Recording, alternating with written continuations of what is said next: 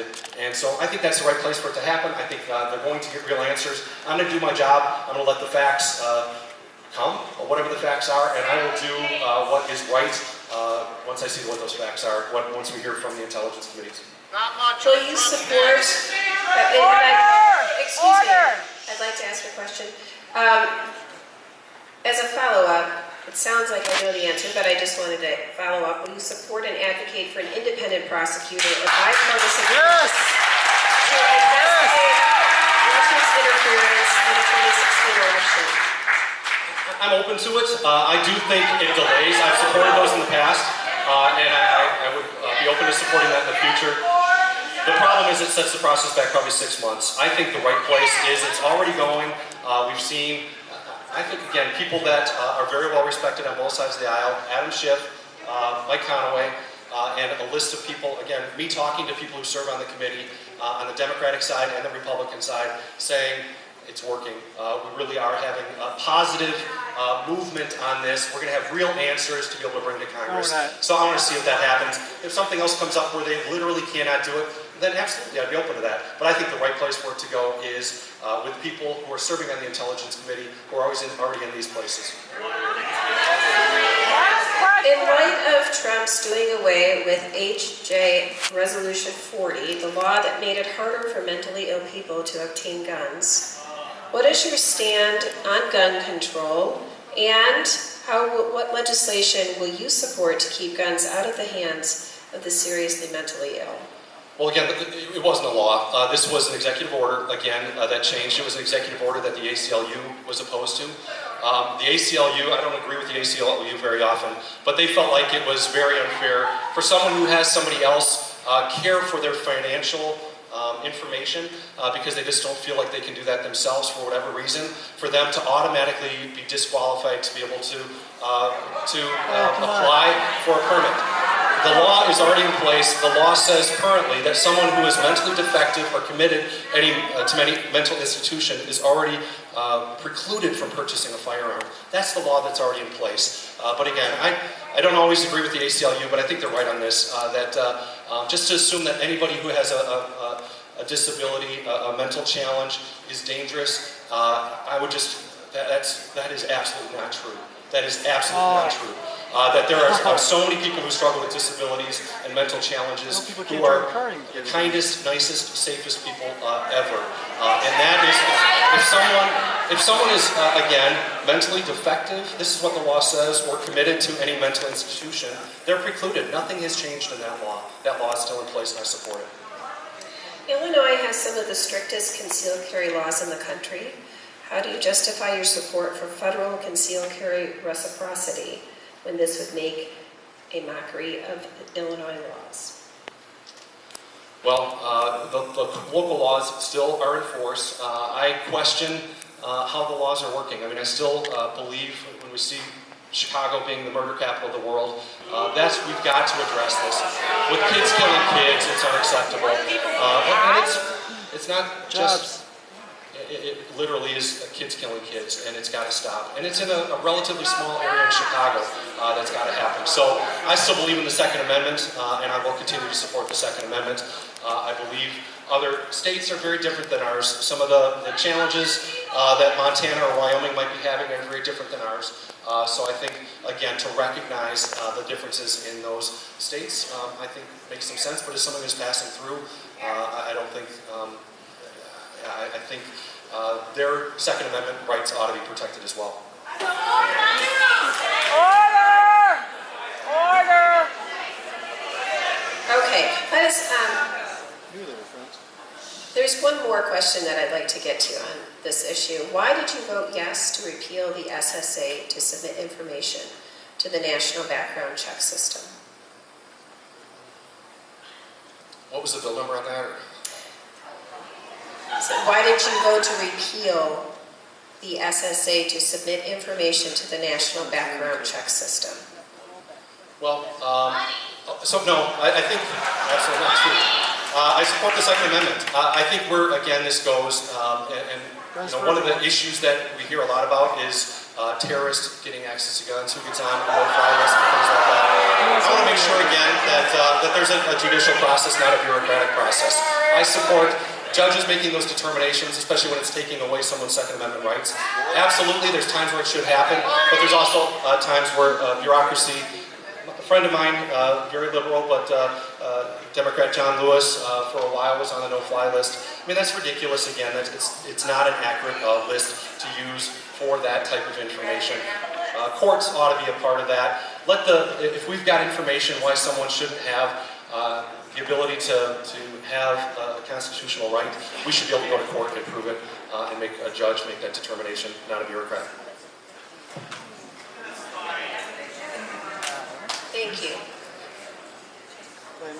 Aside from a future law requiring future presidential candidates to disclose their tax returns, what will you do to require President Trump to disclose his tax returns? Since Congress has the authority to require disclosure. Can you say that last part? I couldn't hear that last part. Can you say that again? Since Congress has authority to require disclosure, what will you do to require President True. Trump? Congress does not have authority to. This is not the law. This was something that was a part of the election. People knew he hadn't disclosed it. It was a part of the determination that people made. So I'm all for going forward. I just support the fact that part of our judicial process is that you don't go backwards. You don't create laws. He promised! He promised! Section 6103, Congressman. What will you do? We're going to move on to another topic. I think we've gotten our answer. What will you do to ensure the equal rights and safety of hardworking tax-paying individuals who are LGBTQ? I'll continue to support the law, and where there's any type of abuse that's happening, any type of hate crimes that are happening, I will continue to support the laws that are on the books, continue to support what has passed and what is the law of the land. Next question! What else will you propose any additional legislation to protect their rights? No, I think there's already laws in place.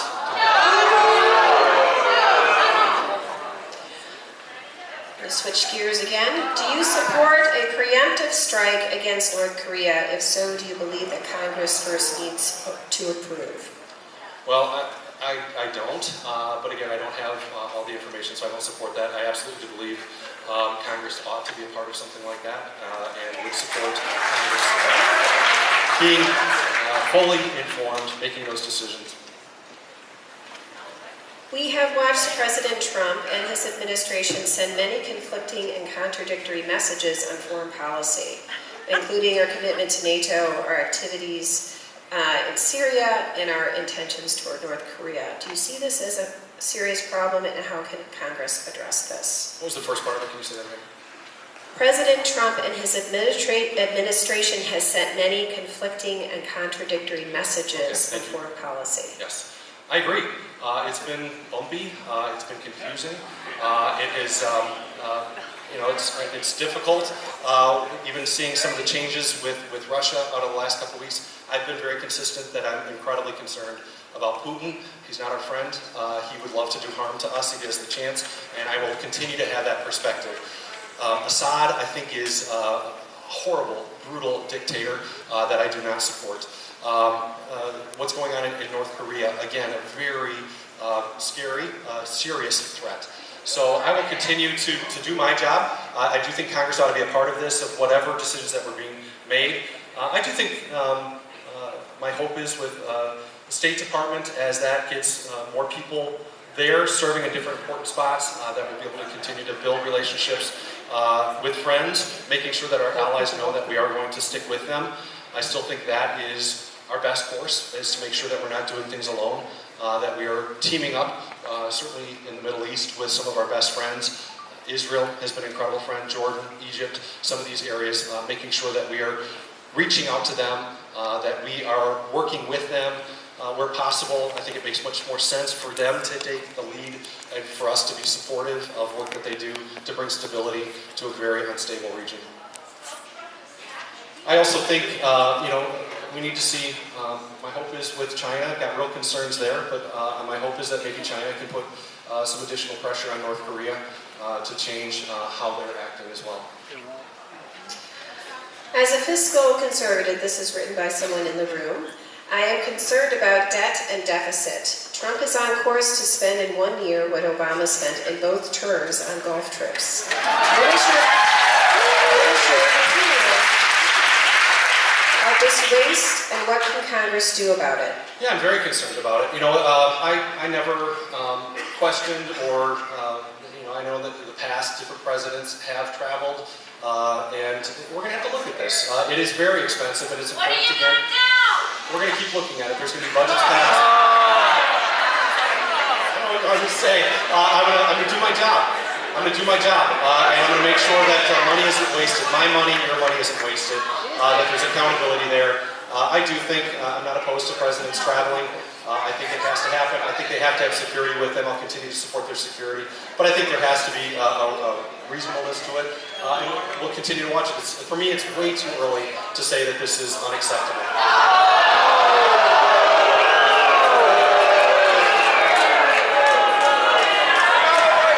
I'm sorting through some additional questions on different topics. Back to education. It has been suggested that ESSA, Every Student Succeeds Act, may be revoked, repealed. Do you support ESSA? Why or why not? Yeah, I absolutely support it's Every Student Succeeds Act. Phenomenal response to No Child Left Behind. The idea of No Child Left Behind was good, but didn't work.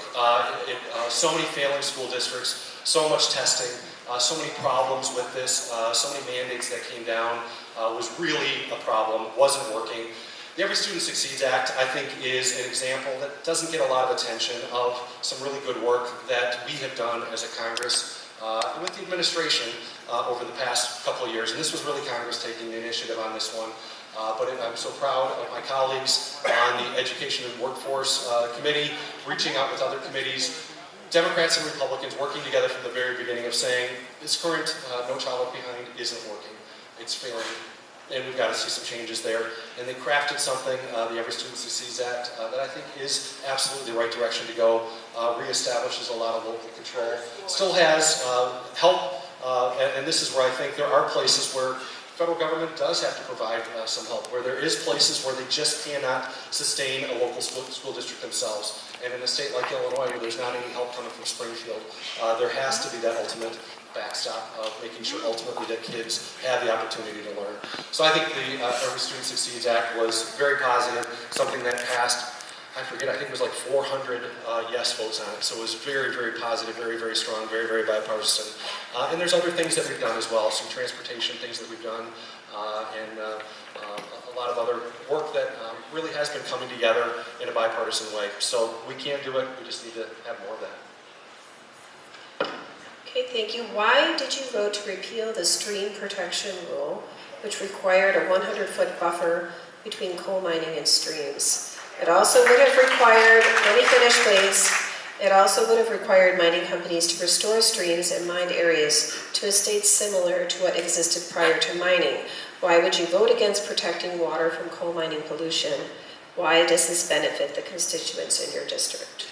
Well, here's where it benefits. I don't have any coal mines in my district, but I do have a lot of farmers. I've got many farmers who are very concerned about significant overreach with the waters of the U.S.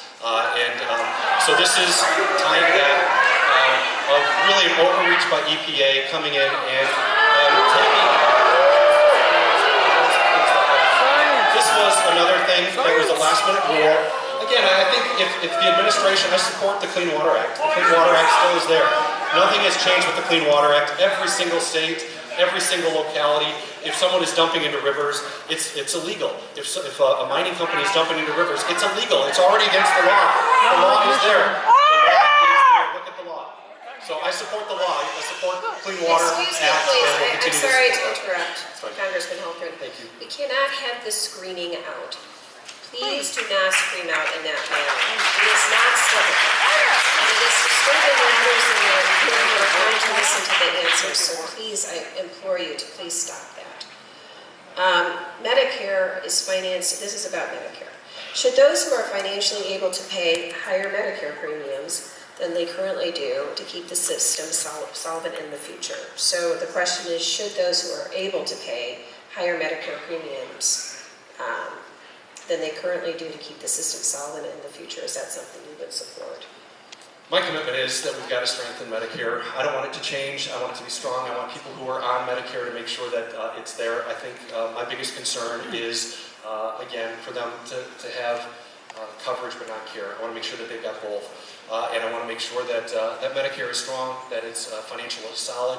I think anything, and my commitment continues, has been and will be, that I want to make sure that anybody who is on Medicare can continue to be on it, that there's no question that it's there for them, that it's strong, that it's going to provide, that they're going to be able to see the doctors that they want to see. I think there's a lot of positives that are there, and I'll continue to support that. I think if there is any other discussions, I'm getting closer to the age of 55, and I've always said I want to make sure that we don't do anything that would affect anybody 55 and older, whether it's Medicaid or Social Medicare or Social Security. But, you know, I think the cruelest thing, absolutely the cruelest thing we could do is say, it's fine, don't worry about it, everything will be great. And then have something where it isn't, where there isn't the resources there for someone who needs that care. So I want to make sure that that care is strong. I'm going to do everything that I can to fight for our seniors. That's been my commitment all the way along, and I continue to do that. So, just out of the blue, no, I won't support that right now. If there is a larger package for people who are younger, I want to see it. But as far as having you know, so I guess it's like a stepped up of paying for it right now. To me, that's a change in Medicare. In and of itself, I won't support it. If it's part of a larger discussion, let's talk about it. I'll take a look at it. And if it's for people who are younger going into that, I've made that commitment that I'm not going to change it for people who are on Medicare. I want it to stay the same. I just want to make sure it's financially sound. Okay. League of Women Voters is all about transparency, and this is a question that gets to that issue. The Trump administration just ruled that it will no longer release White House visitors' logs. What is your position on this?